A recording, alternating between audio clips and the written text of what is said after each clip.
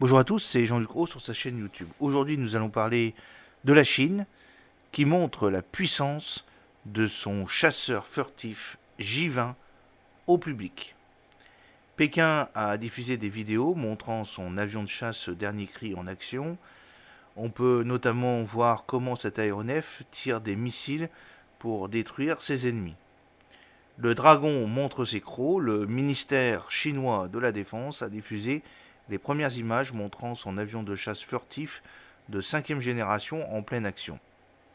Le J-20, aussi connu sous le nom de l'Annihilateur, mais aussi surnommé Mighty Dragon, a tiré un missile RR devant les caméras. Cet aéronef a également montré ses capacités à s'engager dans des missions d'escorte, à effectuer des manœuvres à grande vitesse ou encore à se ravitailler en vol. Pour rappel, le J-20 a marqué l'entrée de la Chine dans la course aux avions de combat furtifs de 5e génération, alors que la puissance asiatique commençait à étendre ses capacités militaires en mer de Chine méridionale, mais aussi autour de Taïwan. Le Mighty Dragon représente un bond qualitatif pour la capacité de projection de la Chine en Asie et permet à Pékin de combler son retard sur les États-Unis. Visuellement, le J-20 ressemble peu à ce que construisent aujourd'hui les autres géants mondiaux de l'aérospatiale. Sa longue carcasse, ses grandes ailettes frontales, canard, et ses ailes poussées vers l'arrière de l'avion le distinguent du F-22 Raptor et du F-35 Lightning II de l'américain Lockheed Martin et des Sukhoi 57 et des Sukhoi 75 de la Russie. Le J-20 est un jet monoplace bimoteur d'une longueur de 21,2 mètres, d'une envergure de 13 mètres, d'une hauteur de 4,69 mètres, d'un poids à vide de 17 tonnes et d'un poids maximal au décollage de 37 tonnes, d'une capacité de carburant de 12 tonnes et est propulsé par des turbosoufflantes à post-combustion WS-10C de Shenyang. Les J-20 peuvent transporter jusqu'à 11 tonnes d'armement, les missiles et les bombes étant stockés dans de multiples baies d'armement interne et sur 4 pylônes sous l'aile. L'avion ne semble pas avoir de canon automatique, ce qui indique que les stratèges chinois ont l'intention d'utiliser l'avion pour des engagements à longue distance et non pour des combats de nez à nez.